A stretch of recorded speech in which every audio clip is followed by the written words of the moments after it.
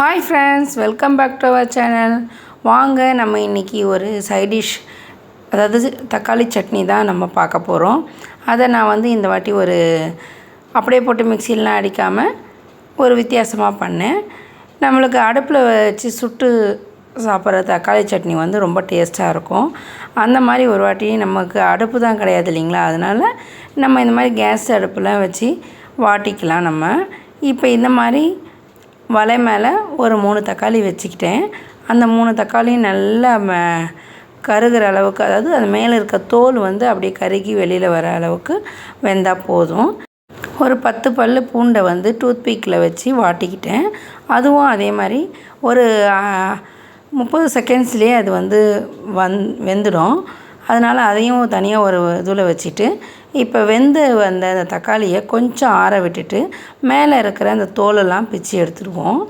மேலே இருக்க அந்த தோல் கருப்பு இருக்குது இல்லைங்களா, அந்த கருகின பகுதியெலாம் ஒரு டேஸ்ட் மாறும். அதனால தான் நம்ம அதை எடுத்துடுறோம். இப்போ இந்த மாதிரி நல்லா எடுத்துட்டு அதை நம்ம கையாலேயே நல்லா பிச்சு போடுங்க. கையாலே பிச்சு போடுங்க, இல்லைன்னா கையால் நல்லா அமுக்கி பிசைஞ்ச மாதிரி வச்சுக்கோங்க.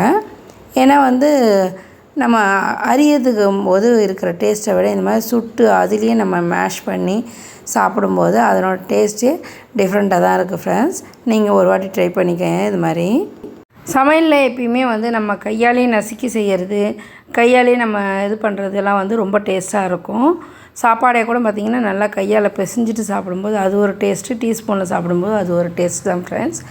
இந்த நெருப்பில் வதங்கின இந்த தக்காளிங்களை நல்லா கையாலேயே மேஷ் பண்ணி விட்டுக்கோங்க. அதை இப்போ நான் ஒரு மிக்ஸி ஜாரில் ஆட் பண்ணிக்கிட்டு நம்ம சூடு காமிச்சு வச்சுருந்த அந்த பூண்டையும் இது கூடவே ஆட் பண்ணிக்கலாம். நீங்கள் பூண்டு தோலை தனியாக எடுத்துட்டாலும் ஓகே தான், இல்லை இது கூட போட்டு அரைச்சிக்கிட்டாலும் ஓகே தான். இப்போ இந்த வதங்கின தக்காளியை ஒரு மிக்ஸி ஜாரில் சேர்த்துக்கிட்டு இது கூட ஒரு 1/2 டீஸ்பூன் சோம்பு, காரத்துக்கு தகுந்தா போல் 2 காஞ்ச மிளகாய் எடுத்துக்கிட்டேன். நீங்கள் வேணால் இன்னொரு காஞ்ச மிளகாய் ஆட் பண்ணிக்கோங்க. வாங்க இப்போ எப்படி செய்யலான்னு பார்க்கலாம். இப்போ ஒரு கடாயில் ஒரு 3-4 டீஸ்பூன் அளவு நல்லெண்ணெய் ஊற்றிக்கிட்டேன். அதில் பொரிக்கிறதுக்காக கடுகு போட்டுக்கிட்டேன். நீங்கள் கூடவே உளுத்தம்பருப்பு போட்டுக்கலாம்னு போட்டுக்கோங்க.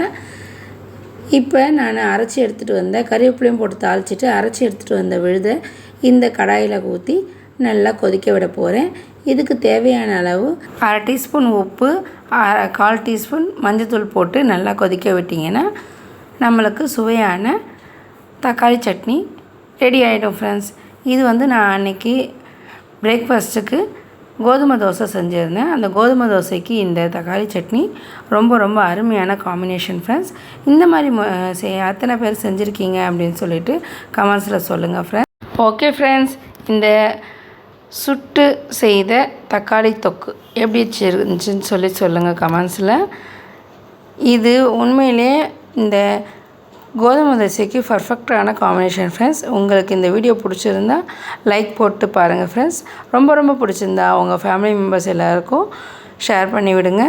மறக்காமல் சப்ஸ்கிரைப் பண்ணிவிட்டு பக்கத்தில் இருக்க பெல் ஆப்ஷனையும் கிளிக் பண்ணி வச்சுக்கோங்க ஃப்ரெண்ட்ஸ். பாய்.